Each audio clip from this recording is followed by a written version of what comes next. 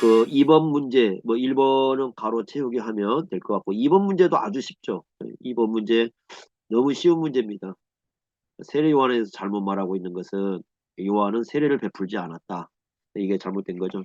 너무 쉬운 문제 우리가 지나가고요. 그럼 3번부터 이제 우리가 공부를 좀 시작해 보겠습니다. 예수님과 요한이 행한 일은 무엇입니까? 이게 3번의 문제입니다. 그래서 3장 22절과 23절을 우리가 봐야 되겠는데, 요한복음 3장 22절, 23절 한번 보시기 바랍니다. 22절 한번 보시면, 자, 그 후에 그 후라는 것은 이제 니고데모와의 대화가 앞에 있었죠. 우리가 지난주 공부했던 그 니고데모와의 대화가 있었는데, 그 니고데모와의 대화가 어디에서 있었느냐가 우리가 봐야 되겠는데요. 2장 그 13절 보시면 2장 13절에 유대인의 유월절이 가까운지라 예수께서 예루살렘으로 올라가셨다 이렇게 말씀을 했어요. 그러니까 예수님께서 니고데모를 만난 곳은 예루살렘입니다. 예루살렘에서 니고데모를 만나서 대화를 한 것을 볼 수가 있고, 그 다음에 22절 계속 보면요. 예수께서 제자들과 유대 땅으로 가서 거기 함께 유하시며 세례를 베푸시더라 이렇게 나옵니다. 원래 예루살렘 자체가 그 유대에 속하는 거죠. 그런데도 불구하고 여기 유대 땅으로 갔다고 말씀을 합니다. 그러니까 예루살렘에서 유대 땅으로 갔다고 이렇게 얘기를 하는 거죠. 그렇다면 그 유대 안에 속해 있는, 유대라는 그 유대 안에 속해 있는 다른 지역으로 가셨다는 뜻입니다. 그러니까 유대 땅이 아닌 다른 곳에 있다가 유대 땅으로 들어오신 게 아니고 유대에 속해 있는 예루살렘에 있다가 그 유대에 속한 다른 지역으로 이동을 하신 거죠. 그런데 거기에 세례를 베풀었다고 하는 걸 보면은 이게 물이 있는 쪽으로 이동을 하신 겁니다. 그렇다고 한다면 아마 예수님께서 머무신 곳이 요단강 근처일 것입니다. 요단강 쪽에서 세례를 베풀었으니까 요단강 근처로 예수님이 가셨는데 어디인가는 정확히 알 수가 없습니다. 그리고 그 22절에는 예수님께서 친히 이렇게 세례를 베푸신 것처럼 말씀을 하잖아요. 그래서 예수님께서 세례를 베푸셨다 이렇게 말씀을 하는데 4장 1절 2절 한번 보시면요. 4장 1절 2절 한번 보십시오. 요한복음 예수께서 제자를 삼고 세례를 베푸는 것이 요한보다 많다 하는 말을 바리새인들이 들은 줄 주께서 아셨다 하시면서 2절에 보면 예수께서 친히 세례를 베푼 게 아니라고 말씀을 해요. 제자들이 베풀었다. 그러니까 실제로는 예수님께서 세례를 베푼 것이 아닙니다. 우리가 읽을 때 3장 그 22절 예수님이 세례를 베풀었다라는 말씀은 예수님이 실제로 세례를 베풀었다라는 의미라기보다는 예수님의 제자들이 베푼 거죠. 그래서 예수님께서 권한을 주셨다고 봐야 되겠죠. 그래서 예수님을 대신해서 예수님께서 권한을 주셔가지고 이제 세례를 베풀었기 때문에 제자들이 베푼 세례와 예수님이 그 베푸신 세례를 동일시했다 이렇게 우리가 볼 수가 있습니다. 그 다음에 23절도 보면 이제 요한에 대한 얘기가 나오는데요. 요한도 거기 보면 세례를 베풀었다 이렇게 나옵니다. 한번 23절 보겠습니다. 요한도 살렘 가까운 에놀에서 세례를 베푸니 거기 물이 많았다라고 얘기합니다. 그러므로 사람들이 와서 세례를 받았다 이렇게 말씀을 하는데 거기 세례를 받더라라는 말은 미완료 시제예요. 미완료 시제라는 것은 우리가 알듯이 계속적으로 지금 진행이 되고 있는 거잖아요. 그러니까 계속해서 세례 요한이 세례를 주고 있었다 이렇게 얘기를 합니다. 여기 살렘은 예루살렘 얘기가 아닙니다. 이 살렘이라는 지역이 따로 있어요. 그리고 이 지역이 어딘지 그러니까 에론이라는 지역이 나오는데 그 에론이라는 그 지역 이름 뜻은 원래 샘이라는 뜻을 갖고 있어요. 샘. 이게 많은 물이 있었기 때문에 샘이라는 그런 뜻을 갖고 있는 게 에론인데 정확히 어디인지를 모릅니다. 그러니까 학자들도 모두가 다 이 에론이 정확히 어디다 이렇게 말할 수 없다라고 얘기를 합니다. 사실 어렵습니다. 이 지역을 어디라고 말하기가. 그 요세푸스의 기록은 나와요. 그 요세푸스의 기록에 보면 이것을 어디라고 얘기하냐면 바산 남쪽 한 12km 지점이라고 얘기를 해요. 바산 남쪽 12km 지점. 그래서 많은 학자들이 그 사마리아 쪽 중에 여러분 사마리아 그 지도를 보시면 그 위쪽이 갈릴리고 중간이 사마리아고 아래가 유대잖아요. 그러면 그 사마리아 쪽 중에서 북부 쪽 북부 사마리아 쪽으로 이렇게 보통 이해를 하고 있거든요. 그러니까 세례 요한은 그 사마리아 그 북부 쪽에서 세례를 베풀고 있었고 예수님은 그 유대 어느 지역에 가서 어딘지를 정확히 모릅니다. 그 유대 어느 지역에 가서 세례를 베풀었다 이렇게 볼 수가 있습니다. 그러면 여기에서 이제 중요한 건 뭐냐면 지금 예수님이 베푸신 세례와 요한이 베푼 세례를 이렇게 두 개를 나란히 놓고 있지 않습니까? 그러니까 여기서 우리가 던져야 할 질문은 뭐냐면 세례 요한의 세례와 예수님께서 베푸신 세례가 같은 의미냐 아니면 다른 의미냐 하는 거예요. 이 점이 중요한 거거든요. 그러니까 세례 요한이 베푼 세례와 예수님이 베푼 세례가 같은 건가 다른 건가. 그리고 이제 중요한 건 뭐냐면 오늘날 그 우리 그 신약 세대에 또 행하는 그 세례가 있잖아요. 이 우리 신약 시대에 행하는 세례와 이 사람들과의 세례와 예수님의 제자나 아니면 세례 요한이 베푸는 세례와 같은 의미를 갖는지 아니면 이게 뭔가 좀 다른 의미를 갖는지 이런 것들을 우리가 좀 생각해 볼 필요가 있어요. 그러면 이 세례 요한의 세례부터 한번 생각을 해 보면은 이런 거죠. 질문은 세례 요한의 세례는 예수를 믿지 않고도 베풀었을까? 아니면 예수를 믿어야 베풀었을까? 하는 문제거든요. 그런데 내용성을 보면은 세례 요한은 그 예수님 오심을 준비하는 사역을 하시는 분이기 때문에 이 세례 요한은 그 자기가 세례를 베푸는 사람이 세례를 받는 사람들이 그 예수님을 믿지 않아도 이 세례를 베풀어요. 그러니까 자기의 죄를 회개하면 자기가 하나님 앞에서 내가 죄를 지었다고 죄를 회개하면 이 세례를 요한은 베풉니다. 그래서 세례를 이 베풀면서 이제 이 세례 베푼 사람들로 하여금 그 메시아의 오심, 세례 요한이 오신다고 했는데 그 오실 자에 대해서 이 준비하도록 하는 의미를 갖는 거죠. 그래서 세례 요한의 세례는 우리가 그 내용상 이렇게 흐름을 보면은 오실 자인 그 메시아를 준비시키는 그런 사역이다. 그러니까 우리가 세례 요한이 온 것 자체가 메시아를 준비하는 건데 그 메시아를 준비하는 데 있어서 이 세례를 베푸는 것도 마찬가지다. 우리가 이렇게 이해를 하고 있습니다. 그러면 세례 요한의 세례는 한번 그렇게 한번 우리가 보고요. 그럼 예수님을 믿지 않고도 베풀 수 있다. 그러면 예수님의 제자들이 베푼 세례는 예수님의 세례와 함께 이렇게 언급을 했는데 예수님을 믿지 않고도 베푸는 것인가? 아니면 예수님을 믿어야만 베푸는 것인가 하는 거죠. 그래 우리가 내용 흐름상을 보면 이제는 이렇게 볼 수가 있겠죠. 어, 세례 요한은 지금 준비 사역으로서의 그 세례를 베풀고 있다고 우리가 이해를 한다면 예수님이 베푸는 세례는 준비 사역이라는 개념보다는 오히려 성취 사역 쪽에 우리가 초점을 좀 둬야 되는 거죠. 그러니까 세례 요한이 오실 자라고 얘기했던 그분이 오셨다는 거죠. 그러니까 오신 자로서의 세례를 베푸는 거죠.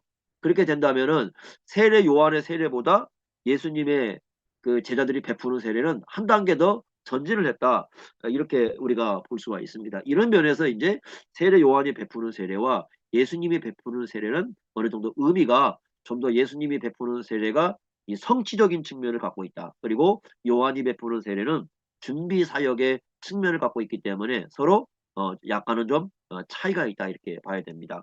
그러면 그럼에도 불구하고 오늘날 우리 시대에 그러면 베푸는 세례와는 어떤 관계가 있느냐 그랬을 때 또 차이가 있습니다. 어떤 차이가 있냐면 예수님의 제자들이 세례를 베풀었을 때는 아직 예수님의 십자가와 어떤 부활이라는 그걸 신앙 고백하고 베푸는 게 아니에요. 그죠? 그것은 예수님의 제자들이 아직은 이 세례를 베풀 때조차도 전혀 예수님의 십자가와 부활을 이해하지 못하고 있을 때입니다. 그렇기 때문에 근데 우리의 세례와는 좀 차이가 또 있는 거죠. 우리가 베푸는 세례는 분명히 예수님의 십자가와 부활을 믿어야 되는 거죠.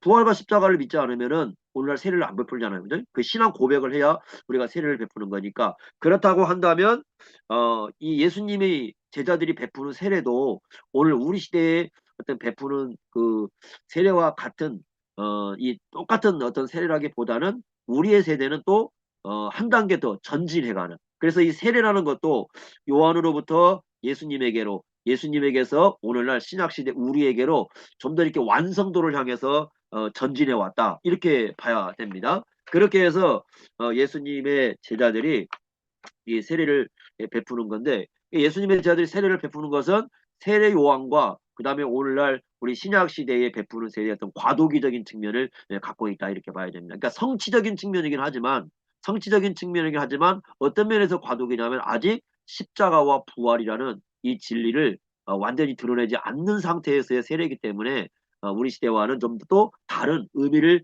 가지고 있다. 이렇게 우리가 이해를 해야 됩니다. 그래서 세례의 이런 발전 과정을 조금 우리가 본다면 세례의 차이점을 좀 이해를 할 수 있을 것 같아요. 그래서 예수님과 요한이 세례를 베푸는 것은 같지만 그 의미는 좀 다르다. 요거 우리가 초점을 좀 두면 좋을 것 같습니다. 자, 그 다음에 이제 4번 문제 한번 봅시다. 4번 문제요. 요한의 제자들이 요한을 찾아가서 불평을 합니다. 예수님이 세례를 베푸는 걸 가지고 요한을 찾아가서 불평을 하는데 3장 그 36절에 되어 있는 26절입니다. 오자가 나왔는데 26절이죠. 26절 한번 보겠습니다. 26절에 이렇게 얘기합니다. 그들이 요한에게 가서 이르되 랍비여 선생님과 함께 요단강 저편에 있던 이 곧 선생님이 증언하던 이가 세례를 베풀며 사람이 다 그에게로 가더이다. 그러니까 지금 불평이 뭐냐면 사람들이 예수님께로 가는 걸 불평을 하고 있습니다.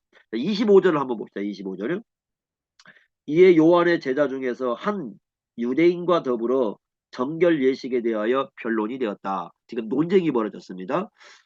여기 그 25절에 요한의 제자 중에서 그랬는데 이게 복수입니다. 그러니까 왜냐하면 그 바로 26절에 보면 그들이라고 돼 있잖아요. 그러니까 한두 명이 아니라 여러 요한의 제자들을 얘기합니다.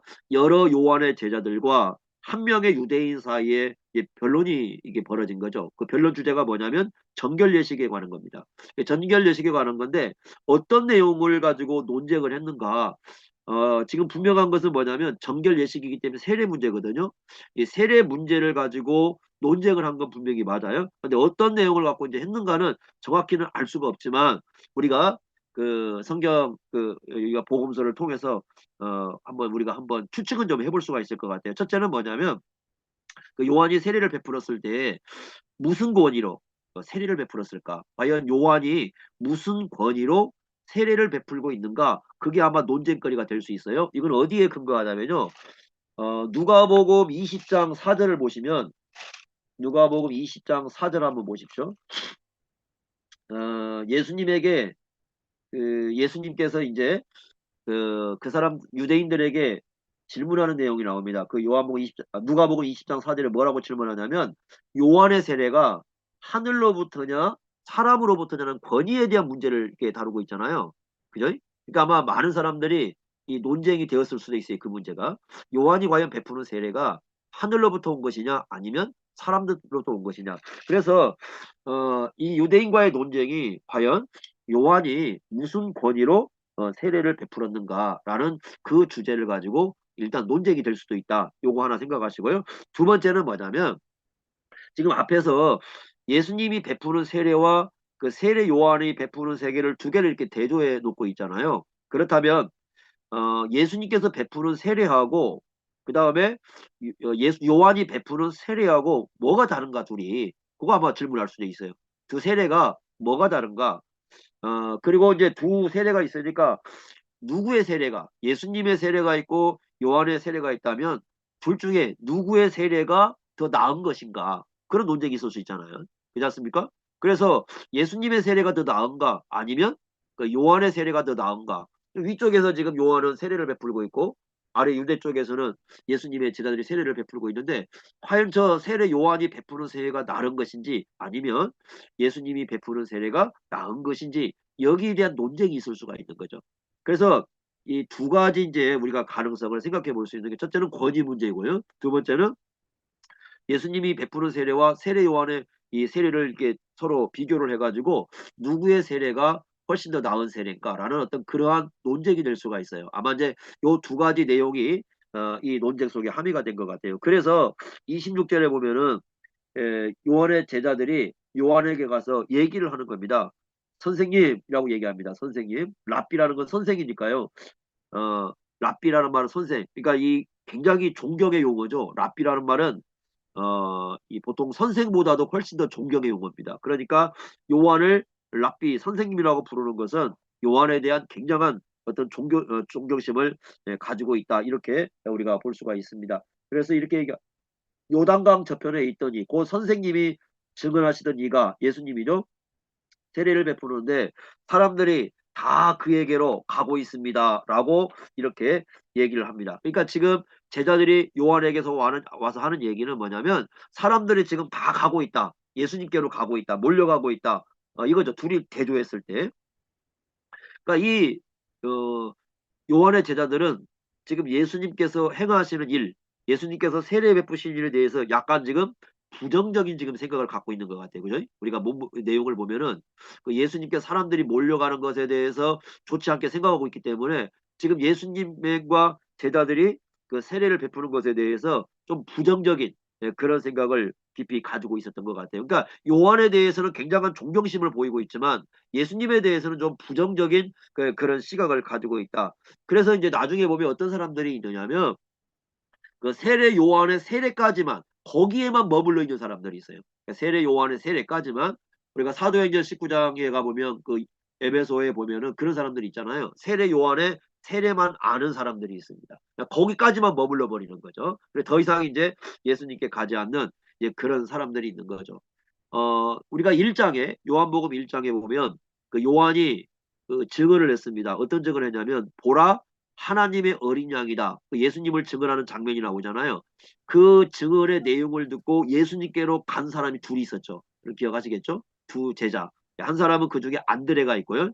또 한 사람은 이름이 나오지 않습니다. 이름이 나오지 않기 때문에 많은 분들은 그분이 요한일 것이라고 추측을 해요. 그렇게 본다면 안드레와 요한이 원래는 세례 요한의 제자로 있다가 세례 요한이 증언하는 것을 듣고 예수님께로 간 사람이다. 이렇게 볼 수가 있습니다. 자, 한 그룹은 그런 사람들이 있어요. 그러니까 세례 요한의 증언을 듣고 예수님께로 간 사람들이 있고 또 한쪽은 어떤 사람들이 있냐면 거기만 머물러 있는 거죠. 그러니까 세례 요한의 세례를 받고 더 이상 거기에서 전진하지 않는 거죠. 그러니까 예수님께로 가지 않아요. 그리고 오히려 예수님의 행하신 일에 대해서 부정적으로 바라보는 거죠. 그러니까 세례 요한의 제자로만 남아있고. 이런 경우가 발생을 하는 거죠. 지금 두 경우로 이렇게 나눠져 있는 것을 우리가 볼 수가 있습니다. 거기 우리 성경에 보시면요. 이렇게 돼 있죠. 사람이 다 그에게로 가더이다. 이렇게 돼 있잖아요. 사람들이 다 그에게로 간다. 그 앞에 원문을 보시면 그 헬라어로 이데라는 말이에요. 이데. 이데라는 말은 뭐냐면 영어로 behold 그러니까 보라 그 말이죠. 보라. 이 주의를 집중시킬 때 쓰는 말이잖아요. 보라 그 뜻이에요. 그러니까 세례 요한에게 보십시오. 지금 이게 큰 일이 발생했습니다. 그런 말이에요. 지금 큰 일이 발생했는데 그 보십시오. 그게 뭔 줄 아십니까? 세례 요한에게 이제 관심을 집중시키는 거죠. 사람들이 다 저쪽으로 가고 있습니다. 이렇게 얘기를 하는 거죠. 그러니까 제자들이 생각할 때는 지금 요한의 그 명성, 세례 요한의 명성에 어떤 문제가 생기는 걸로 이렇게 지금 보고 있는 거죠. 그러니까 아주 부정적인 지금 생각을 지금 하고 있는 겁니다. 그러니까 그 세례 요한의 제자들 속에는 어느 정도 이 경쟁 심리가 있지 않았을까. 그러니까 어떤 심리냐면은 지금 세례 요한이 나타나 가지고 상당히 지금 이스라엘 사회에 그 유대 사회에 큰 영향력을 끼치고 있었단 말이에요. 많은 사람들이 세례 요한을 찾아와서 뭐 말씀도 듣고 그다음에 세례도 베풀었기 때문에 상당한 영향력을 발휘했는데 예수님이 역사의 무대 속에 딱 등장하고부터 어떻게 되냐면 그 영향력이 점점 약화되는 거죠. 점점 약화되는 거예요. 그러니까 세례 요한을 따르던 사람들은 이제 불안감도 마음에 왔겠죠. 왜냐하면 자기들이 따르는 세례 요한이 영향력이 약화가 되고 예수님을 따르는 사람들은 점점 많아지고 역사의 무대의 중심 속에 점점 등장하고 있기 때문에 그러니까 이들이 봤을 때는 요한은 그 역사의 무대 속에서 점점 이렇게 사라지고 있고요. 그리고 예수님은 역사의 무대의 중심 속에 점점 이렇게 등장하고 있기 때문에 세례 요한에게서 머물러 있는 요한의 제자들은 어느 정도 마음의 불안감도 존재했을 거란 말이에요. 그리고 동시에 예수님과 세례 요한을 어떤 경쟁 관계로 이해를 해버린 거죠. 이게 이제 문제가 있는 거죠. 그래서 이 사람들은 사실은 요한을 따르고 있지만 어떤 면에서는 온전하게 따르는 건 아니라고 봐야 돼요. 왜 온전하게 따르는 게 아니냐? 만약에 이 사람들이 요한을 온전하게 따른다고 한다면 분명히 누구에게로 가야 됩니까? 예수님께로 가야 되는 거예요. 요한의 세례가 온전해지는 것. 그러니까 요한의 세례가 온전해질 수 있는 길은 예수님께로 가는 거거든요. 그리고 요한의 메시지가 예수님을 지향하고 있기 때문에 요한의 메시지를 온전히 따르려면 누구에게 가야 되냐면 예수님께로 가야 되는 겁니다. 그런데 요한에게 머물러 있는 거죠. 그런 면에서 본다고 한다면 진정한 의미에서 그러니까 세례 요한만 따르겠다고 있지만 실제적으로 온전한 의미에서는 세례 요한을 따르고 있는 것은 아니라 반절만 따르고 있는 거죠. 예수님께로 안 갔으니까. 예수님께 가야만 온전히 따르는 건데 안 가는 거거든요. 그러니까 어, 요한을 따라가면서 요한에게 충성스러운 것 같지만 진정한 의미에서 온전한 의미에서 요한을 따르고 있느냐라고 질문하면 그것은 아니라는 거죠. 그래서 이 요한을 따르는 사람들에게는 이런 문제를 갖고 있어요. 그러니까 이 사람들이 세례 요한이 전한 그 메시지를 주의 깊게 들었고 또 세례 요한이 베푸는 세례가 어떤 의미를 안다면은 당연히 누구에게 가야 되냐면 예수님께로 가야 되는 거죠. 그런데 가지 않고 있다. 그러면서 오히려 예수님의 영향력이 커지는 것에 대해서 좀 더 두려움을 갖고 있고 예수님의 영향력이 커지는 것에 대해서 부정적인 좀 생각을 갖고 있다. 그렇다고 한다면 이 사람들은 진정한 의미에서 세례 요한을 온전히 따르고 있는 것은 아니다. 이 점을 우리가 명심을 해야 됩니다. 그래서 진정한 제자도가 되려면 결국은 예수님을 만나야 되고 예수님께 가야 되고 예수님을 따라야 그게 온전한 제자가 되는 것이지 어떤 사람에게 머물러 있으면 그러니까 예수님을 소개해야 되고 예수님을 전해야 되는 그 사람에게만 머물러 있다고 한다면 사실 그것은 온전한 제자라고 볼 수가 없다는 거죠. 참된 제자라는 것은 반드시 예수님을 만나야 되고 예수님께로 가야 되고 예수님을 따라야 되고요. 그리고 진정한 지도자라면 그렇게 할 수 있도록 이끌어주는 게 바로 진정한 이 지도자가 해야 할 일이다. 이것을 우리에게 잘 가르쳐주고 있는 내용이 바로 이 본문이라 이렇게 볼 수가 있습니다. 자, 그 다음에 이제 다섯 번째 우리 질문을 보겠습니다. 요한이 그때 어떤 얘기를 하냐면요. 이런 얘기를 불평하는 얘기를 듣고 하는 얘기입니다. 하늘에서 주신 바 아니면 사람이 아무것도 받을 수 없느니라 이렇게 얘기를 하거든요. 하늘에서 주신 바 아니면 사람이 아무것도 받을 수 없느니라. 이것은 요한의 제자들의 그 불평, 요한의 제자들의 말에 대한 응답이죠. 자, 요한복음에서 이제 우리가 공부하면서 자주 이제 눈에 띄는 장면이 하나가 나오는 게 뭐냐면 띄는 말씀이에요. 하늘에서입니다. 하늘에서. 여기도 나온 것처럼 하늘에서가 나와요. 27절에 보시면 하늘에서 주신 바 아니면 이렇게 말씀하고 있는데 요한복음에서 특징적으로 쓰이고 있는 게 이 하늘에서입니다. 그래서 많은 분들이 이 요한복음을 볼 때 이제 그 뭐 독수리 서신이라 이렇게 부르는 이유 중에도 하나도 위에서 이렇게 바라보는 하늘을 자주 이제 언급을 하고 있기 때문에 이런 얘기를 합니다. 그러니까 예를 하나 들어보면요. 3장 13절에도 그 말씀했죠. 3장 13절 그 예수님에 대해서 얘기할 때 하늘에서 내려온 자 이렇게 말씀을 합니다. 하늘에서 내려온 자. 그리고 6장 요한복음 6장 그 32절을 보면요. 32절 요한복음 6장 32절을 보시면 이제 거기에서도 이런 말씀을 해요. 하늘로부터 이렇게 하늘로부터라는 말 나와요. 그리고 33절을 보시면 하늘에서 이런 표현들 나와요. 요한복음에 계속 나와요. 이런 표현들이. 하늘에서 그 다음에 하늘로부터 또 하나 이제 이거와 같은 표현이 뭐냐면 위에서 그 말입니다. 위에서 예를 들면 요한복음 19장 11절에 보면은 위에서 주지 않으면 권세를 주지 않으면 이거 위에서라는 표현 나오거든요. 모두가 다 이제 같은 의미라고 봐야 돼요. 그러니까 하늘에서 또는 그 하늘로부터 또는 위에서 이것의 의미는 뭐냐면 결국 하나님에게서 왔다는 뜻입니다. 하나님에게서 하나님으로부터 온 것이다. 하늘이라는 표현은 하나님과 동급으로 쓰이기 때문에 하나님으로부터 오지 않았다면 이런 뜻이죠. 그러니까 이것은 하나님께서 하시는 일이다. 지금 사람들이 예수님께 이렇게 가고 있지 않습니까? 예수님께 가고 있고 예수님을 따르고 있고 이것은 하나님께서 하신 일이다. 그리고 하나님이 주신 일이다. 그러니까 잘못된 게 없다라는 거죠. 그러니까 제자들은 지금 와서 요한에게 어떤 충성심을 가지고 얘기하는 것 같지만 사실 요한은 이제 여기에서 그들의 잘못된 생각을 시정해 주고 있는 것입니다. 그러니까 예수님과 지금 요한은 경쟁 관계가 될 수가 없다라는 거죠. 이건 경쟁 관계의 문제가 아니라 그 예수님이 그 세례를 베풀고 예수님이 세례를 베풀고 있는데 거기에 대해서 시기심을 갖는다거나 아니면 경쟁의식을 갖는다든가 그것 때문에 요한의 영향력이 약화된다든가 어떤 그러한 생각들은 잘못된 것이라고 분명히 이게 지적을 해줍니다. 이건 철저하게 하나님의 주권이다. 그러니까 사람들이 예수님께 가는 것은 하나님의 뜻이고 하나님의 계획이지 이건 하나님께서 하시는 일이지 이건 하늘에서 주신 일이지 이건 서로가 시기하거나 경쟁 관계 그런 관계로서 얘기할 문제가 아니다라고 세례 요한은 분명히 이제 가르쳐 주는 거죠. 그래서 뭐라고 하냐면 사람이 아무것도 받을 수 없다. 예, 아무것도 그 말은 하나도 그 말이죠. 우리가 말하면 한 개도 하늘에서 주신 사람만 받을 수 있다.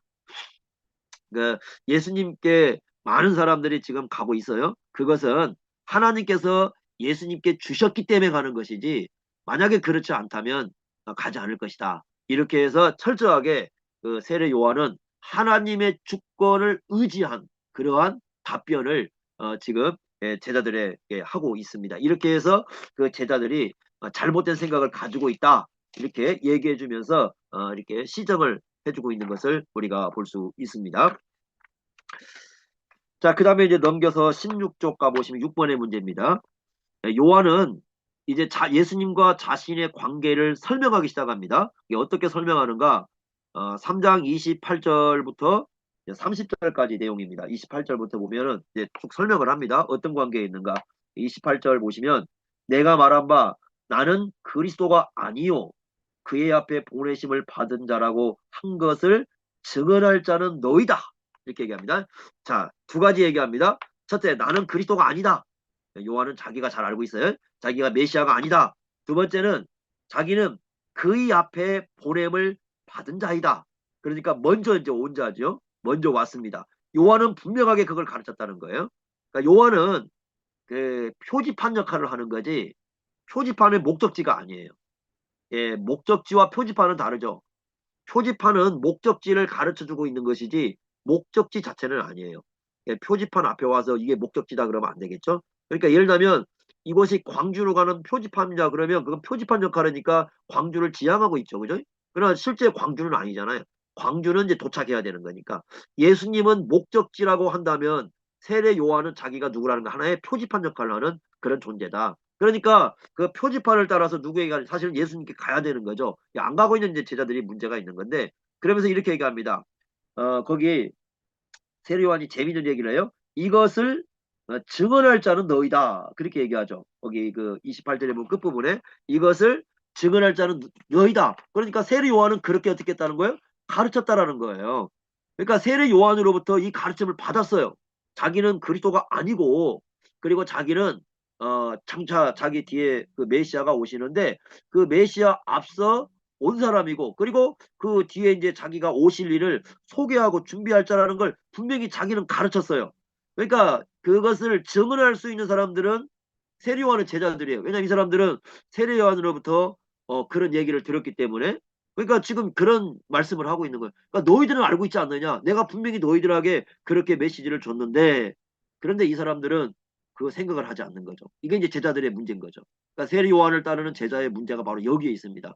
세례 요한은 분명히 가르쳤기 때문에 오히려 세례 요한의 제자들이 이 부분에 대해서 분명하게 얘기해주고 해야 되는데 세례 요한의 이 가르침을 받은 제자들이 지금 세례 요한의 그 가르침을 올바르게 듣지 못하고 있다. 이렇게 얘기를 해주고 있습니다. 너희들은 지금 이제 세례 요한은 이런 거죠. 너희들은 지금 나 요한을 중심으로 생각해서는 안 된다. 그런 얘기죠. 나 요한을 중심으로 해서 생각하지 말고 요한이 지금 증언하신 분이 있으니까 증언한 그분이 계시는데 그분이신 예수님을 중심으로 너희가 생각을 해야 된다 지금. 어? 그런데 그걸 너희들이 그렇게 해야 되는데 왜 너희들이 내 얘기를 들은 너희들이 그렇게 못하느냐? 이렇게 오히려 책망을 하고 있는 내용을 볼 수가 있습니다. 자, 이런 부분을 우리가 볼 수가 있고요. 그 다음에 29절에 보면 이제 그 결혼 비유를 가지고 설명을 합니다. 29절 보십시오. 신부는 누가 취하는가? 신부를 취하는 존재는 신랑이죠. 신랑이고요. 그런데 이제 그 곁에는 누가 있냐면 이 신랑과 신부가 결혼할 때 그 함께하는 친구들 있지 않습니까? 우리가 뭐 소위 뭐 들러리라 이렇게 부를 수 있는데 어쨌든 그 지금 요한은 그 신랑과 신부의 관계를 가지고 그리고 친구가 있다는 거 얘기해가지고 요 관계를 통해서 예수님과 그 다음에 자기 그 다음에 예수님께 가는 사람들이 어떤 관계에 있는가를 설명해 주는데요. 이 말씀은요 구약에 근거를 합니다. 구약에요. 어디를 우리가 보냐면 이사야 62장 5절 한번 보십시오. 이사야 62장 5절. 이사야 62장 5절에 근거하고 있다 이렇게 볼 수가 있습니다. 한번 보겠습니다. 자, 마치 청년이 처녀와 결혼함 같이 내 아들들이 너를 취하겠고 그 다음에 신랑이 신부를 기뻐함 같이 내 하나님이 너를 기뻐하시리라. 여기 보시면 신랑이 신부를 기뻐하고 있다. 지금 이 말씀 나오잖아요. 이 내용에서 아마 갖고 왔을 것이다. 이제 학자들은 그렇게 봅니다. 그래서 여기를 근거로 해서 지금 이 비유를 쓰고 있을 것이다. 이렇게 보는데 좋은 친구는요. 신랑이 신부와 결혼할 때 그것을 기뻐하는 거죠. 그렇지 않습니까? 친구가 결혼하니까 얼마나 기쁘겠어요. 그죠? 나쁜 친구야 뭐 결혼하는 게 배 아파서 안 할지 모르겠지만 좋은 친구들은 축하해주고 기뻐하고 그러는 거 아니겠습니까? 지금 요한은 자기가 그렇다는 거예요. 그래서 뭐라고 얘기하냐면 다시 그 요한복음에 넘어와 보시면요. 요한복음 있습니다. 3장 넘어와 보시면 29절에 뭐라고 하냐면 크게 기뻐하고 나는 이러한 기쁨으로 충만하다. 이 기쁨으로 충만하다. 이렇게 얘기를 합니다. 그러니까 사람들이 지금 자기 얘기를 듣고 아니면 그 예수님의 메시지를 듣고 예수님께 가는 거죠. 그러면 마치 이것은 뭐냐면 신부가 신랑에게 가는 것을 보고 기뻐하는 친구처럼 자기에게도 큰 기쁨, 이 기쁨이 충만하다는 말은 이 가득하다 그런 뜻이고 이 충만하다라는 말이요. 그 수동태입니다. 우리 성경에 보면은 충만하였다 이랬는데 능동태처럼 되어 있잖아요. 원문을 보시면 이거 여러분 그 수동태예요. 그래서 완료형 수동태로 되어 있으니까 이건 하나님이 주신 기쁨이란 뜻이죠. 수동태이기 때문에 자기가 뭐 이게 창출해내는 기쁨이 아니라 하나님이 선물로 주신 기쁨이다. 지금 내 안에는 하나님이 주신 선물로 기쁨이 충만하다. 그러니까 그 세례 요한의 제자들과 대조가 되는 겁니다. 세례 요한의 그 제자들은 기뻐할 수가 없죠. 마음속에 시기심을 갖고 있고 경쟁심을 갖고 있기 때문에 사람들이 예수님께로 가는 것을 기뻐할 수 없는데 세례 요한은 자기가 신랑이 아니라는 걸 알고 그리스도가 아니라는 걸 알고 그리스도는 예수님이시고 그분이야말로 참된 신랑이라는 걸 알고 있기 때문에 사람들이 예수님께로 갔을 때 그 마음에 큰 그 기쁨을 안게 되었다. 이렇게 얘기를 합니다. 그래서 진정한 기쁨이 바로 여기에 있는 거죠. 참된 기쁨이죠. 사람들이 예수님을 이렇게 가서 예수님을 믿고 예수님과 함께하는 사람을 이런 삶을 살아갈 때 그걸 보는 것이 얼마나 큰 기쁨이겠습니까? 이 세례 요한은 아마 우리 입장하고도 좀 같지 않을까 여러분 그렇게 생각합니다. 그죠? 사람들이 예수님 믿고 예수님한테 가서 예수님과 함께하고 예수님을 신앙 고백하고 예수님을 예배하고 예수님을 증언하고 우리가 그런 걸 보면은 사실 이게 목회자의 기쁨이잖아요. 뭘 많이 해줘서가 아니라 사람들이 예수님에 의해서 변화되고 그 예수님과 함께 살아가는 모습을 보였을 때 그 속에 이제 우리가 진정한 기쁨을 누릴 수 있는 거죠.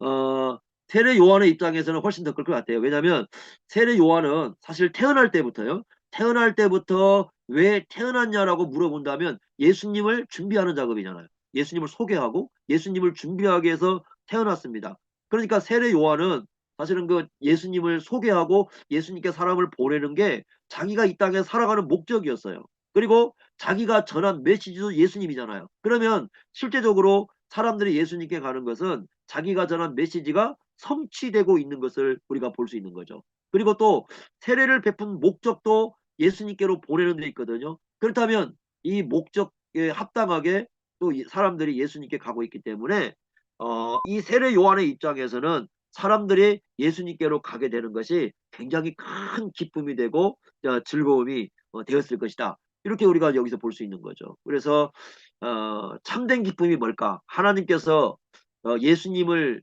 전하고 예수님을 말하는 사람들에게 주신 참된 기쁨은 우리가 그 전하고 우리가 말씀을 전한 그러한 사람들이 바로 예수님께로 가서 예수님과 함께하는 어떤 삶을 살아갈 때에 우리에게 큰 기쁨을 누리게 하는 거죠. 그게 하나님이 주신 선물이다.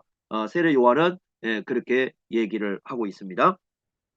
자, 그 다음에 이제 30절 보면 이렇게 얘기합니다. 그는 흥하여야 하겠고 나는 쇠하여야 할 것이다. 이제 쇠한다는 말은 이 우리말로는 그냥 쇠하여 이렇게 된다 그러는데 원래 이게 이제 필연성을 나타내는 표현이에요. 거기 반드시 뭐뭐 해야 된다 그런 뜻이니까 나는 반드시 쇠해야 된다. 나는 반드시 작아져야 된다.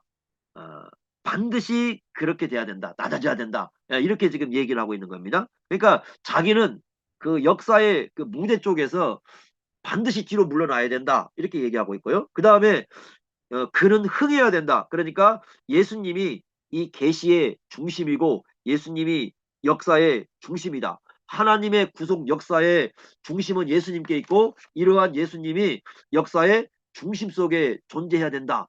이게 지금 세례 요한의 생각이에요. 그러니까 역사의 무대의 중심 속에 예수님이 드러나야 되고 자기는 반드시 역사의 무대의 뒤로 사라져야 된다. 정말 위대한 고백이죠. 그래서 그는 흥해야 되겠고 나는 망해야 된다. 야, 뭐 여러분 이거 엄청난 거잖아 이거요. 그렇지 않겠습니까? 이 요한이 얼마나 이 겸손한가를 우리가 여기에서 좀 알 수가 있을 것 같아요.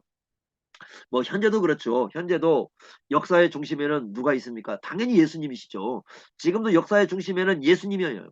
그런데 많은 사람들이 예수님을 이용해 가지고 자기 자신이 역사의 중심 속에 서려고 하는 사람이 있어요.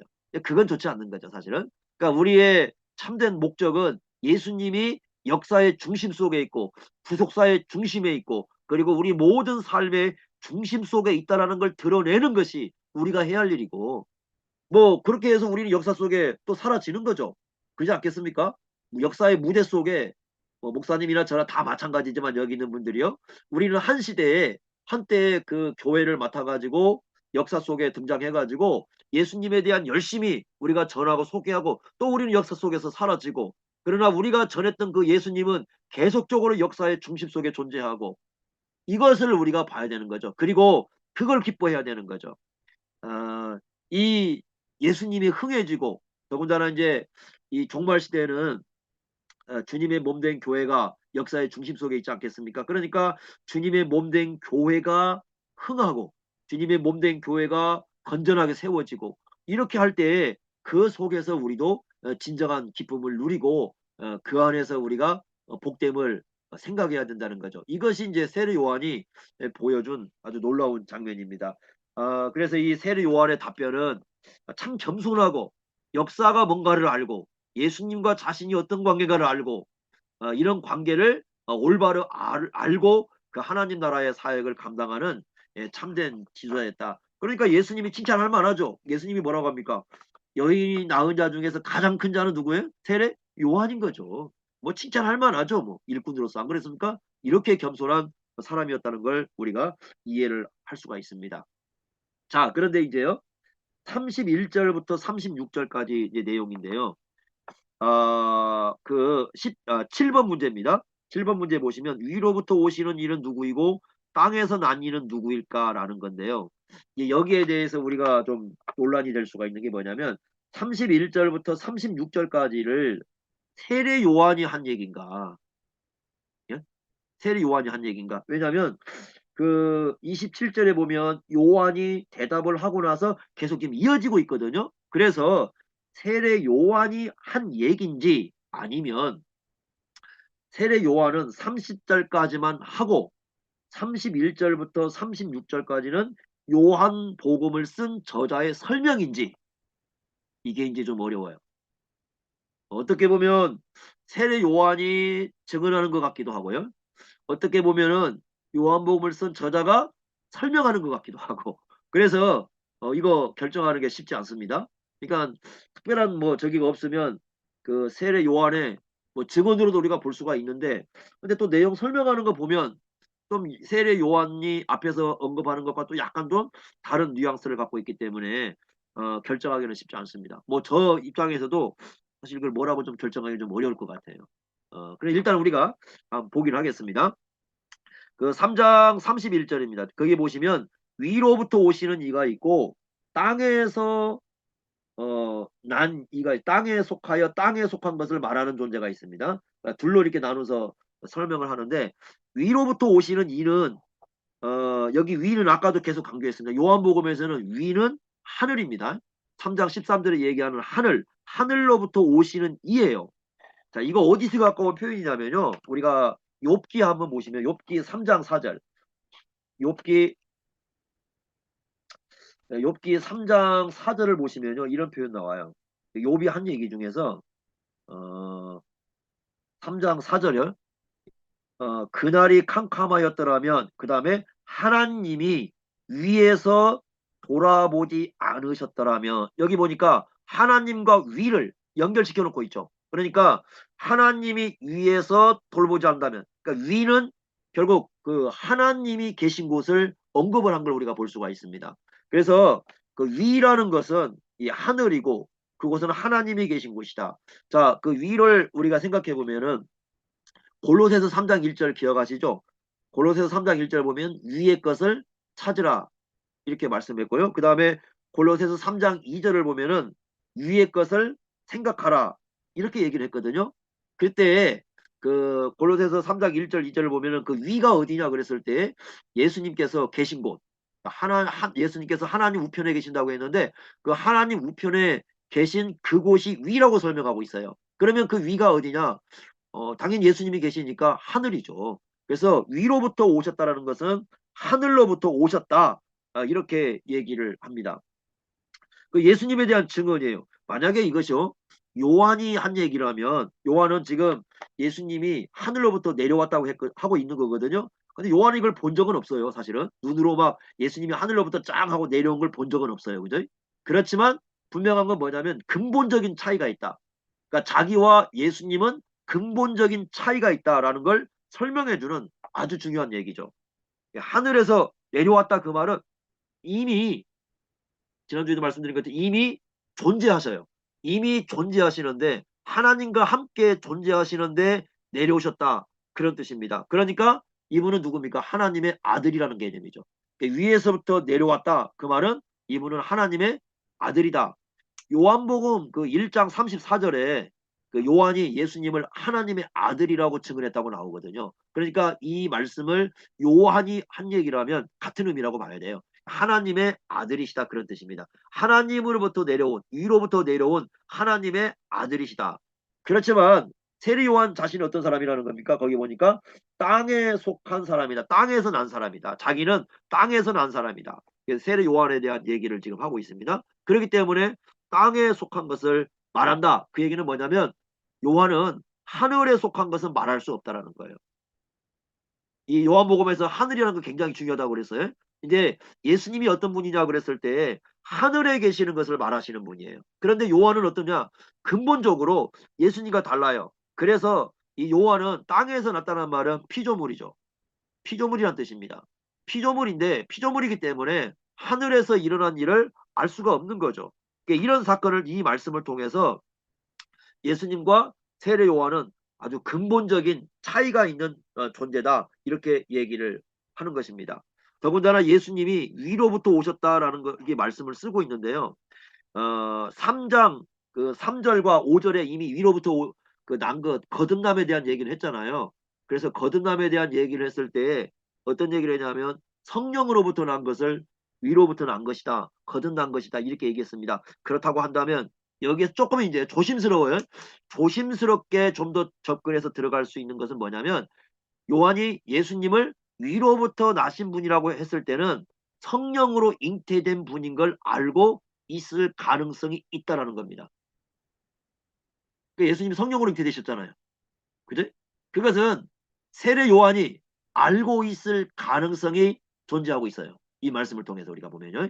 그러니까 위라는 걸 누구 연결하면 3장 3절과 5절에서 성령과 연결을 시켜서 보면은 세례 요한은 예수님은 자기와 근본적으로 다르다. 그러니까 자기는 그 아버지와 어머니가 있어가지고 그 안에 태어났지만 예수님은 근본적으로 다르게 성령으로 잉태되어서 태어났다라는 바로 그 신앙을 어느 정도 가지고 있었다고 우리가 생각해 볼 수 있는 그런 문구입니다. 이게. 그래서 요거 우리가 생각해 볼 수 있고요. 그 다음에 그러한 예수님을 두 가지를 얘기하는데 뭐라고 합니까? 그 31절에 보면 만물 위에 계신 분이다. 그 만물 위에 계시고 만물 위에 계시다 이렇게 얘기하고 있는데 그 우리는 지금 우리 성경에는 만물 그러니까 물질로만 이렇게 좀 번역을 했잖아요. 근데 원문은 그 물질 개념이 아니라 그냥 모든 것 이렇게 돼 있어요. 모든 것. 그러면 사람들도 포함이 될 수 있어요. 그러니까 만물뿐만 아니라 모든 사람들, 이 모든 사람들 위에 계신 분이다. 이게 또 그 계시다는 말이 그 현재 시대이기 때문에 계속적으로 그러니까 예수님은 그 어쩌면 만물을 통치하시고 또 모든 사람들을 다스리시는 그러한 지배권 그걸 가지고 계신 분이다. 이게 다르다. 이렇게 좀 설명하고 있는 겁니다. 그러니까 근본적으로 다른 거죠. 근본적으로요. 예수님은 이 만물과 모든 사람과의 관계에서도 그 위에 계신 분이고 그러나 요한은 그런 존재가 아니에요. 요한은 우리와 똑같은 사람으로 태어난 존재다. 이렇게 얘기를 해주고 있습니다. 그래서 이 말씀을 통해서 이제 예수님을 구체적으로 어떤 분인가를 증언하는 그런 내용을 보여주고 있습니다. 예수님은 위로부터 오시는 분이시다. 그러나 자기는 땅에서 난 사람이다. 이렇게 얘기를 하고 있습니다. 자, 그 다음에 8번 문제 보겠습니다. 8번. 하늘로부터 오시는 이의 증언을 받은 사람은 무엇을 확증합니까? 그 이유는 무엇입니까? 이렇게 되어 있습니다. 33절 한번 보십시오. 여기 33절 보시면 그의 증언을 받는 자는 하나님이 참되시다는 것을 인쳤다. 이렇게 얘기를 합니다. 자, 여기 보시면 하나님이 참되시다는 것을 인쳤다. 그의 증언을 받은 자. 여기서 말하는 그의 증언을 받은 사람은 예수님의 말씀이죠. 여기 예수님이라고 봐야 됩니다. 32절 한번 보십시오. 32절. 그가 친히 보고 들은 것을 증언하되 여기 보십시오. 친히 보고 들은 것을 증언하되 어디서부터 보고 들은 거냐면 하늘로부터 그 말입니다. 그러니까 하늘에서 보고 들은 것을 땅에 오셔가지고 증언하시죠. 누가 예수님이요. 그래서 그의 증언을 받는 자가 없다. 그런데 33절에 보시면 그의 증언을 받는 자가 있다. 이렇게 둘로 나눠서 얘기를 해줍니다. 자, 참 중요한 얘기를 여기서 하고 있습니다. 그러니까 예수님께서 하늘에서 오셨는데 예수님이 오셔서 전한 것은 뭐냐면 그 하늘에서 친히 본 것, 그리고 친히 하늘에서 들은 것, 하늘에서 이루어진 그 일들을 예수님께서 오셔가지고 말씀을 하시는 거죠, 지금. 그러니까 요한복음에서 이 부분도 얘기를 하고 있습니다. 요한복음 8장 한번 가보세요. 8장 가보시면 8장 23절 한번 보십시오. 23절. 23절이요. 요한복음 8장 23절 또 한 번 그런 얘기를 합니다. 예수께서 이르시되 너희는 아래에서 났고 나는 위에서 났다. 이렇게 말씀하죠. 그죠? 예수님은 위에서 났다 나으신 분이에요. 그러면서 28절 한번 보십시오. 28절. 이에 예수께서 이르시되 너희가 인자를 든 후에 내가 그인 줄을 알고 또 내가 스스로 아무것도 하지 아니하고 오직 아버지께서 가르치신 대로 어디서 가르쳤습니까? 하늘에서 가르치신 거죠. 하늘에서 가르치신 대로 이 지상에 와서 말하는 것, 네? 말씀을 전한 거죠. 예수님의 말씀은 결국은 뭡니까? 하늘에서 아버지께 들은 그 말씀을 전하는 것이다. 이렇게 말씀을 하고 있어요. 그래서 예수님은 위로부터 오셨다라는 그 의미 속에는 하나님의 말씀, 예수님이 전하신 말씀은 하나님의 말씀이다. 하나님 아버지께 들은 것을 그대로 전하는 말씀이다. 그런 의미도 가지고 있습니다. 그런데 문제는 뭡니까? 거기 나온 것처럼 요한복음 3장 32절에 그의 증언을 받는 자가 없다. 이게 문제예요. 인간은 안 받아요, 이걸. 3장 11절에도 니고데모에게 그 얘기했어요. 3장 11절에 보면은 진실로 진실로 내게 이르노니 우리는 아는 것을 말하고 본 것을 증언한다. 하늘에서 본 거잖아요. 증언하는데 그러나 너희가 우리의 증언을 받지 않았다. 이렇게 얘기하죠. 그러니까 사람들이 예수님이 그 말씀을 전했어요. 하늘에서 본 거, 하늘에서 가르치는 그 말씀을 전했지만 대부분 사람들은 받아들이지는 않았습니다. 그러니까 모든 사람들이 안 받아들인 건 아니에요. 왜냐면 그 아까 얘기한 것처럼 그 33절에 증언을 받는 자가 있어요. 있기 때문에 모든 사람이 안 받았다 그 얘기를 하기보다는 아마 32절은 이런 것 같아요. 인간의 자연적인 능력으로는 인간이 어떤 가진 스스로의 능력으로는 그 예수님이 그 증언해 주신 말씀, 예수님께 하늘에서 보고 와서 전하신 말씀을 전했을 때 그것을 받아들일 능력이 그들에겐 존재하지 않는다고 봐야 돼요. 이게 참 중요한 거죠. 그리고 나서 뭐라고 하느냐? 그의 증언을 받은 사람들은 예수님의 증언을 받아들이는 사람들이죠. 예수님의 증언을 받는데 그러면 예수님이 그 증언을 하셨는데 어떤 증언을 했습니까? 우리가 계속 앞에 표적도 보여주시고 여러 가지 얘기했는데 지금 증언하는 건 뭐냐면 그 내용 자체가 예수님이 하나님으로부터 오신 하나님의 아들이라는 거죠. 지금 내용이 그렇잖아요. 그러니까 예수님이 증언하신 내용은 뭐냐면 예수님 스스로가 하나님의 독생자예요. 하나님으로부터 오신 하나님의 아들이라는 걸 증언한 거예요. 그런데 그 증언을 받아들인 사람이죠. 그 받아들인 사람은 뭐라고 얘기하느냐? 하나님이 참되다. 하나님이 옳은 분이다. 이렇게 얘기한다는 거예요. 그래서 거기 보시면 그걸 인쳤다 그랬는데 그 인친다라는 말은 이 법적인 승인, 우리가 법적인 승인을 할 때 인친 거 확정을 짓는 건데 예수님이 하나님의 아들이시라는 것을 받아들인 사람들은 뭘 확정하느냐? 하나님께서 그분의 아들을, 즉 그분의 아들이신 예수님을 이 땅에 보내셨다. 그러니까 예수님이 오신 것은 그냥 스스로 온 것이 아니라 하늘에서 오셨다. 즉 하나님께서 보내셔서 이 땅에 오셨다라는 것을 받아들인다는 뜻입니다. 중요한 거죠.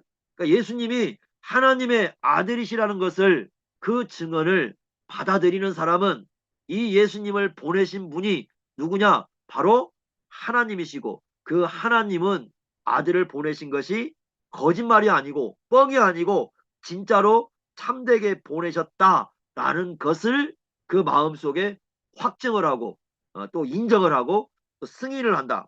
바로 이런 얘기를 여기서 하고 있어요. 그러니까 이게 참 중요한 말씀이죠. 그런데 이런 사람들이 어떤 사람입니까? 바로 예수님의 말씀에 의하면 지금 요한복음 3장의 거듭남에 대한 얘기잖아요. 성령으로 거듭난 사람들이 이렇게 한다는 겁니다. 그러니까 성령으로 거듭난 사람들은 예수님께서 하나님의 아들이심을 받아들이고 믿고 그리고 그분을 보내시는 하나님이야말로 진정으로 참되시고 옳은 분이다.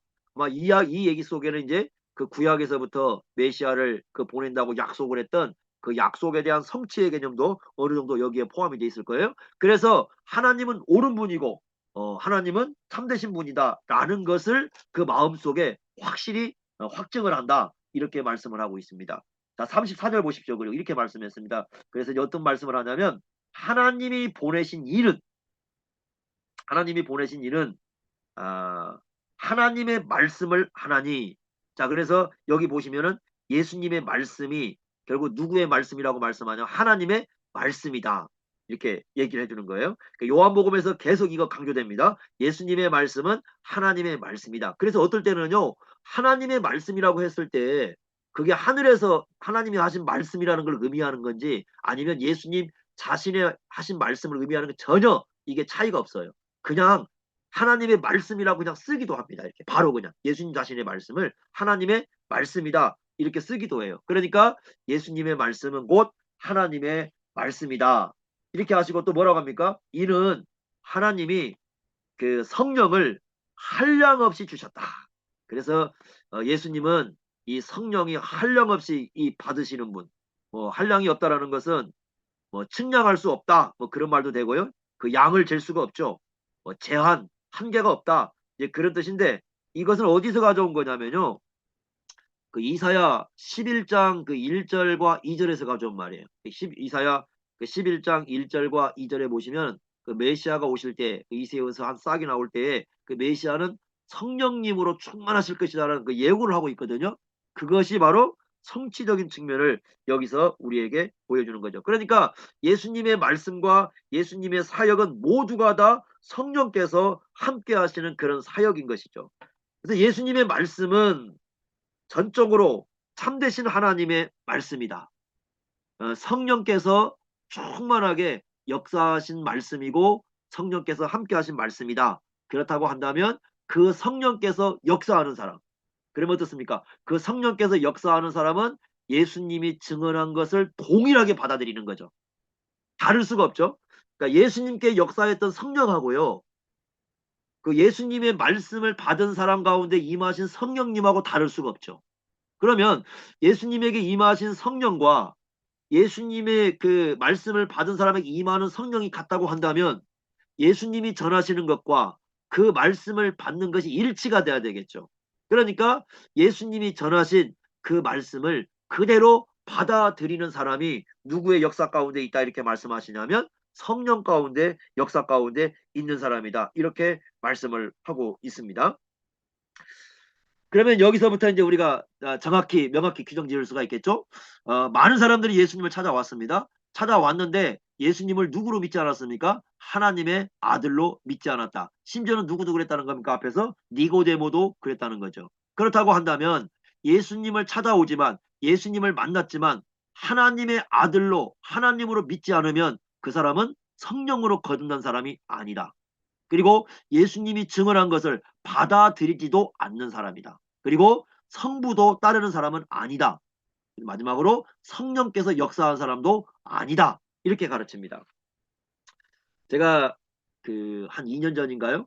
그 한일장신대 다니신 분이 한 분 계셔가지고 그 한일장신대 이제 교수가 와서 가르친 얘기를 저한테 그 전화로 이렇게 말을 하고도 문자로 보내신 분이 계세요. 예, 이제 여자분인데 뭐라고 얘기하냐면 거기 이제 한일장신대 왔는데 교수가 뭐라고 얘기했냐면 이렇게 얘기했답니다. 아직도 학생들한테 그랬대요. 아직도 예수가 하나님인 걸 믿는 이런 고리타분한 사람들이 있느냐 이렇게 얘기했대요. 심각한 거죠. 그런데 더 문제는 뭐냐면 그렇게 얘기하는데 학생들이 아무도 거기에 대해서 도전을 안 하는 거예요. 뭐 그냥 그럴 수도 있지 이렇게 생각하는 거예요. 그리고 이제 실제로 이제 그 문제를 제기한 사람이 둘인가 있었대요. 저한테 얘기를 전해준 분하고 또 한 분 가서 전해줘가지고 이제 얘기를 했답니다. 그래서 이제 교수들한테 다른 교수한테 이거 문제가 심각하다. 어떻게 예수님이 하나님인 걸 믿지 않는 사람이 와서 이 교수로서 신학교 와서 가르칠 수 있느냐? 그랬더니 그 교수들 뭐라고 하냐면 그것은 나와 견해가 다른 것이기 때문에 여기는 그냥 신학 학문을 공부하는 것이니까 그냥 그대로 그냥 다 나와 다른 사람이 있다고 받으면 되지. 굳이 뭐 여기에 대해서 이의를 제기하느냐? 이렇게 얘기를 했답니다. 어떻게 생각하십니까? 예수가 하나님이라고 믿는 게 고리타분한가? 자, 그러면 저는 이렇게밖에 결론을 못 내리겠어요. 지금 예수님 말씀을 따르면 예수님이 하나님을 믿지 않는다면 이 사람은 성령이 임한 사람이 아닙니다. 비록 교수일진지 모르지만 구원받은 사람 아니죠. 그냥 자기 육신적인 생각으로는 그래도 예수님이 어떤 분인가 알 수 있지 모르겠지만 지식적으로 알지 모르겠지만 예수님이 하나님의 아들이심을 신앙 고백하지 않는다는 것은 이 진정으로 성령이 임한 사람이 아니죠. 성령이 임하지 않았다는 것은 거듭나지 않는. 그러면 이럴 수가 있는 거죠. 거듭나지 않고도 성령이 임하지 않고도 신학 교수가 될 수가 있고요. 목사가 될 수도 있습니다. 무서운 일이죠, 그것은요. 그런 사람들이 예수님에 대해서 얘기했을 때 어떤 예수를 얘기하겠습니까? 이런 부분들을 우리가 생각해 본다면 심각한 문제라고 볼 수가 있겠죠. 그래서 성령이 임한 사람, 위로부터 난 사람, 거듭난 사람들의 메시지에는 반드시 예수가 하나님의 아들이시요 하나님이라는 이 메시지가 선포가 되는 겁니다. 그리고 그 메시지야말로 예수님이 우리에게 증언해 준 메시지예요. 예수님이 우리에게 증언해 준 메시지. 그러한 메시지를 우리는 목이 터져라 외쳐야 되는 거죠, 사실은. 우리 일생을 다해서 우리의 심장을 다 들여서 예수님이 바로 그런 분이다. 이분이야말로 진정으로 하늘로부터 오신 우리의 구원자라는 것을 우리 목숨을 다하여 외쳐야 되는 거죠. 그게 목회자의 사명인 거죠. 그렇지 않다면 그 어떤 뭐 교수직을 갖고 있다 해도 그건 의미가 없다. 저는 그렇게 생각을 합니다. 굉장히 중요한 부분이죠. 자, 9번 문제를 보겠습니다. 자, 그러면서 예수님은 그 손에 무엇을 가지신 분인가라고 가르쳐 3장 35절 한번 보십시오. 아버지께서 아들을 사랑하사 그다음에 만물을 다 그의 손에 맡기셨다. 이렇게 말씀을 합니다. 아버지께서 예수님을 사랑하셨습니다. 아들을. 요한복음에서 아버지께서 아들을 사랑하셨다는 말은 여러 번 나옵니다. 그러니까 이거죠. 이게 이제 나중에 그 삼위일체 교리에서 굉장히 중요한 부분인데요.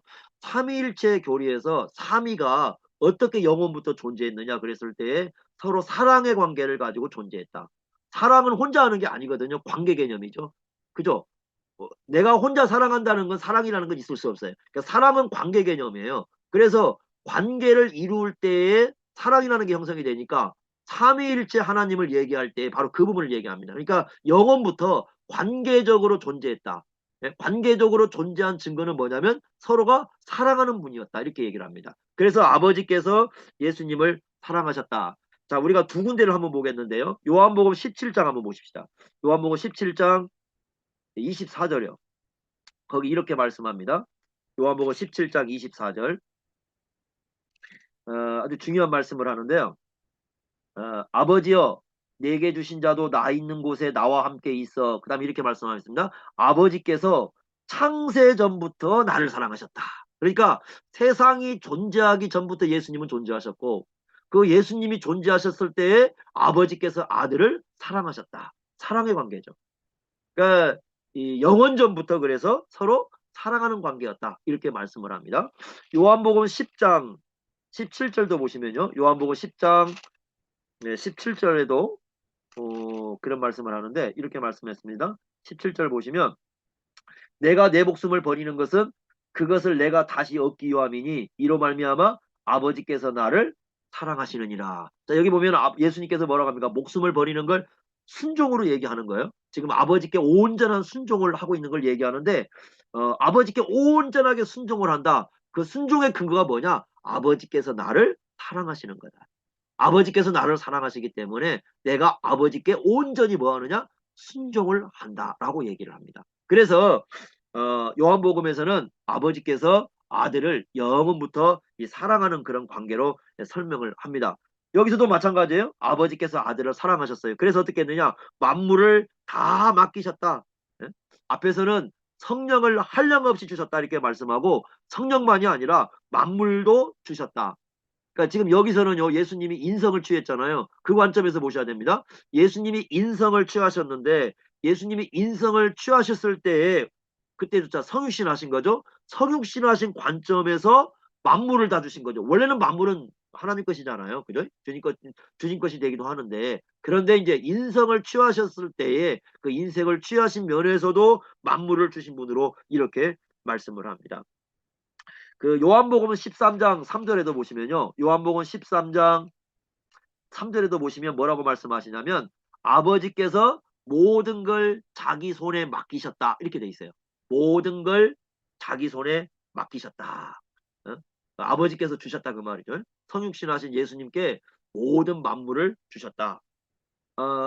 그리고 요한복음 17장 2절에도 보면은 뭐라고 되어 있냐면 만민을 다스리는 권세를 주셨다. 이렇게 말씀을 합니다. 예수님에게 얼마나 놀라운 것들이 있는가는 이런 데서 볼 수가 있어요.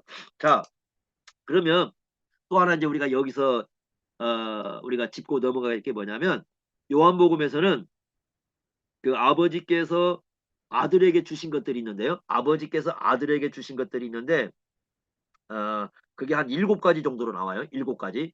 아버지께서 아들에게 주신 것 한 7가지 정도. 첫째는 지금 본문을 그 읽은 것은 뭘 주셨다고 말씀하면 만물이죠. 그래서 이 3장 35절에는 만물을 주셨다. 예, 만물을 주신 걸 이렇게 말씀합니다. 나중에 이제 그 마태복음 28장 그 18절에 보시면 예수님께서 하늘과 땅의 모든 권세를 내게 주셨다. 그 말씀 나오죠. 예? 예, 그런 표현으로 이해할 수 있고 두 번째는요. 두 번째는 5장 22절하고 27절인데요.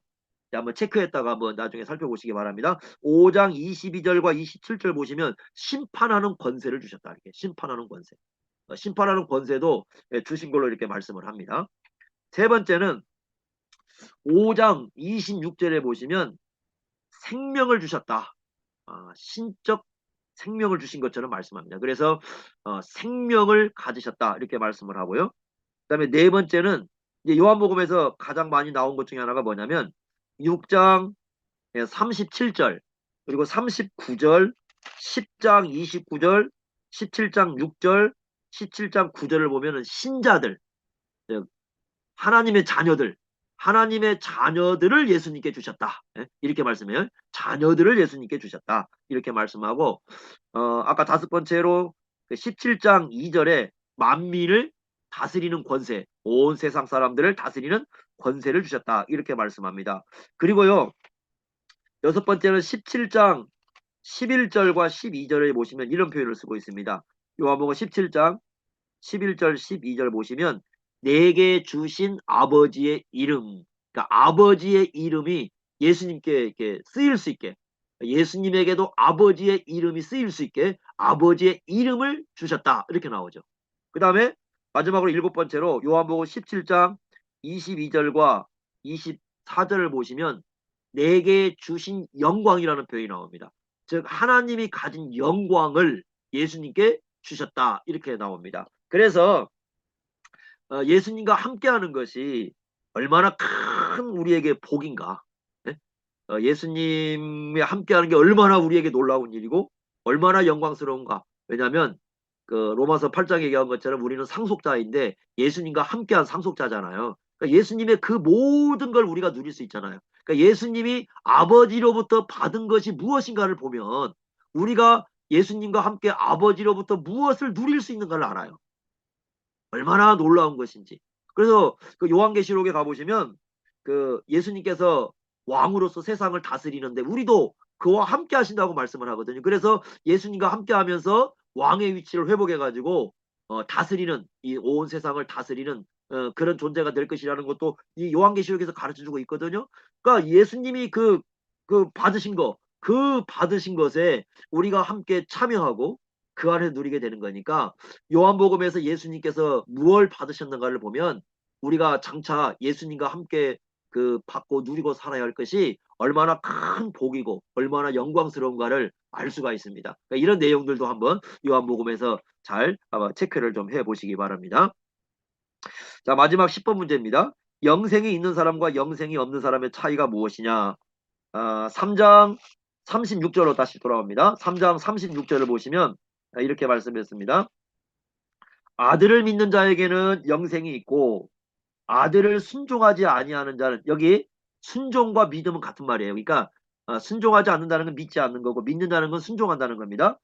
순종하지 않는 자는 영생을 보지 못할 것이다. 도리어 하나님의 진노가 그 위에 머물러 있느니라, 이렇게 말씀을 합니다. 그러니까 아들을 믿는다는 것과 아들에게 순종한다는 걸 같은 의미로 이렇게 쓰고 있습니다. 그러니까 진짜로 예수님의 존재를 믿으면, 예수님을 진짜로 믿으면 예수님의 말씀에 순종하고 예수님을 따르는 건 당연한 거죠. 그래서 믿는다는 것과 따른다는 것, 그러니까 따르는 제자로 산다는 것을 요한복음에서는 함께 언급을 하고 있습니다.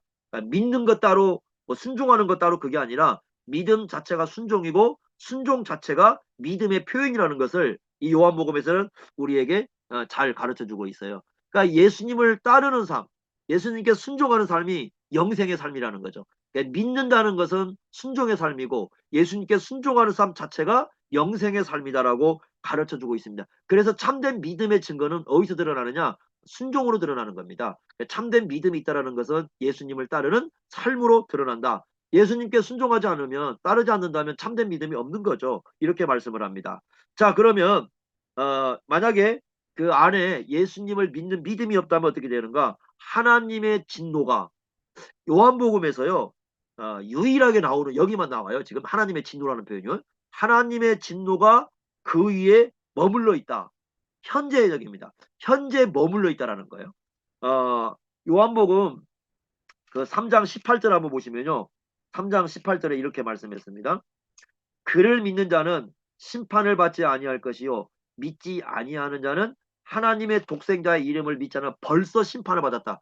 벌써 받았다고 얘기하잖아요. 믿지 않으면 벌써 심판을 받고 있는 거다. 이렇게 말씀하고 있거든요. 같은 내용이에요. 그러니까 현재 예수를 믿지 않으면 하나님의 진노가 그 위에 있어요.